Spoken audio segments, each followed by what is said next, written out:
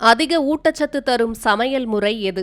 சமையலில் சுவையும் முக்கியம், சத்தும் முக்கியம். அதனால் நீங்கள் சமைக்க பயன்படுத்தும் முறைதான் உங்கள் ஆரோக்கியத்தின் அடிப்படை. அப்போது எது சமைப்பதற்கு சிறந்த வழி? தண்ணீரில் வேக வைத்து சமைக்கலாமா, குக்கரில் சமைக்கலாமா, எண்ணெயில் சமைக்கலாமா அல்லது நீராவியில் சமைக்கலாமா என நமக்கு பல்வேறு குழப்பங்கள் வரலாம். இதில் அதிக எண்ணெய் பயன்படுத்தி உணவை சமைப்பது, அதிக வெப்பத்தில் வறுப்பது, பொரிப்பது போன்றவை சத்துக்களை அழித்துவிடும். மேலும் உடம்பில் கெட்ட கொழுப்பை சேர்க்கும். அதனால் இதனை பெரும்பாலும் நாம் தவிர்த்து விடுவது நல்லது. அதற்கு அடுத்ததாக குறைந்த நீரில் மூடி வைத்து சமைப்பது அல்லது பிரஷர் குக்கரில் சமைப்பது ஓரளவுக்கு சிறந்த முறைதான். ஆனால் அதிக நேரம் சமைப்பதை தவிர்க்க வேண்டும். இவற்றையெல்லாம் விட ஆவியில் வேக வைத்தல் முறை எப்போதுமே சிறந்தது. இதுதான் ஊட்டச்சத்துக்களை அதிகபட்சமாக பாதுகாக்கும் ஒரு முறை.